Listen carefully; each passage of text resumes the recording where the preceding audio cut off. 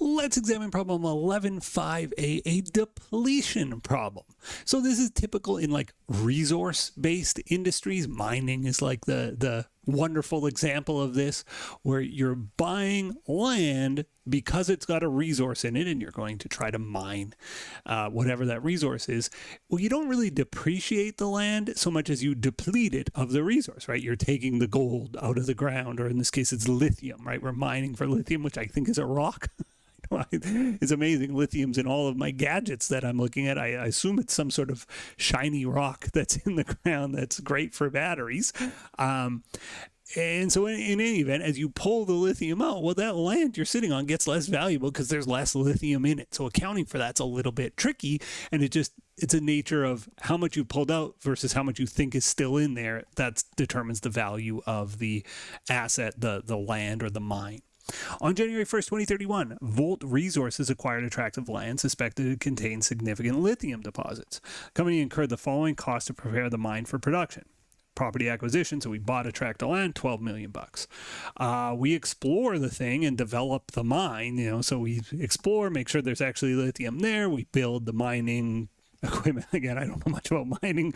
We spent $6 million developing it and getting ready to mine the lithium out of the ground.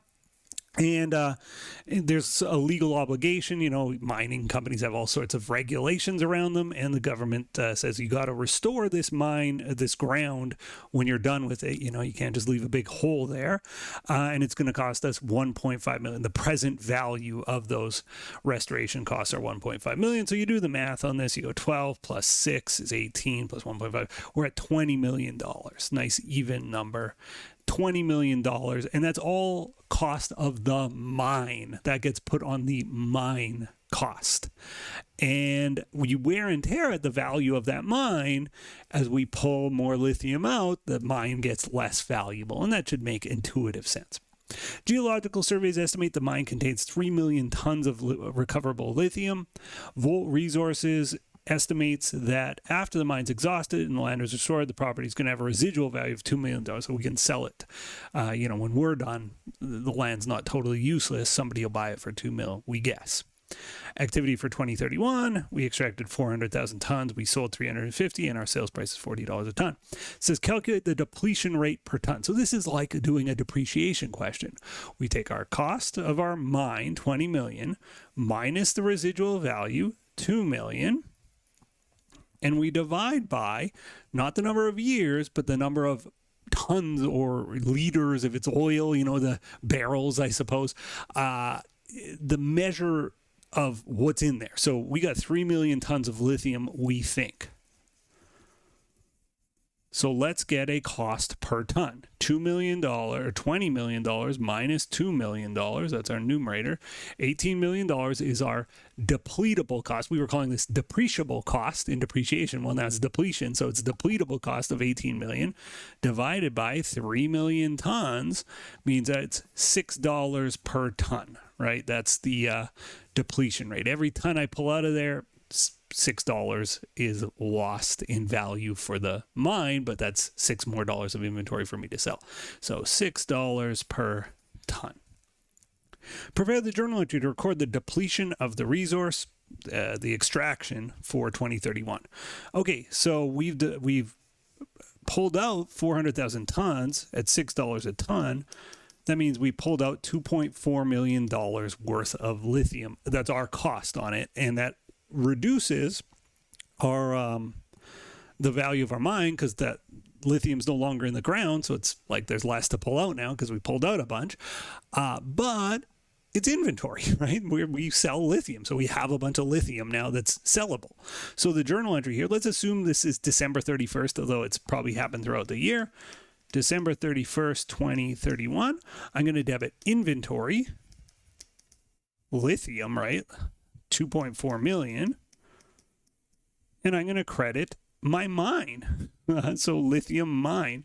So I've got this lithium mine asset that's $20 million. I'm going to credit lithium mine. Now you absolutely will see in some textbooks they credit accumulated depletion here. It's sort of like depreciation, but depletion. And that's totally appropriate as well. I like to credit the asset directly. So it's just like our mine lost $2.4 million in value because we pulled a bunch of the rocks that were a valuable part of our mine out. Okay, let's continue.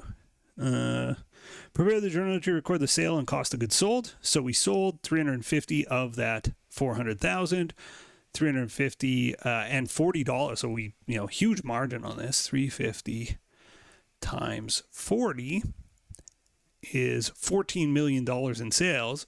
So debit cash, let's assume it was a cash sale. You could debit AR if you want.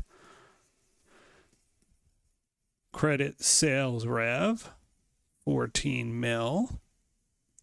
Debit COGS, credit inventory, for how much? Well, 350,000 tons, and our internal cost is $6 a ton, so 350 times 6, 2.1 million.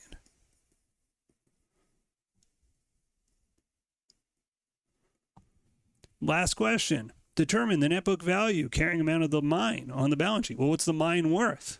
Well, if you did accumulated depreciation or accumulated depletion, you'd go mine minus accumulated depletion equals mine net. We kind of have to do the same thing here. We have a mine that's on our books for $20 million. Like the T account for mine is going to have 20 million on the debit side, and we just credited it by 2.4 million. So we've depleted that asset by 2.4 million, leaving us a $17.6 million mine that is going to deplete over time as we pull all the lithium out of the ground. Okay, there we go. We've done it. We've solved 11.5a. As always, thank you for watching, and I'll see you in the next video. Bye-bye. The next video in our series is right up here, and if you want a supercut of all of the videos in this series, that's the one down below.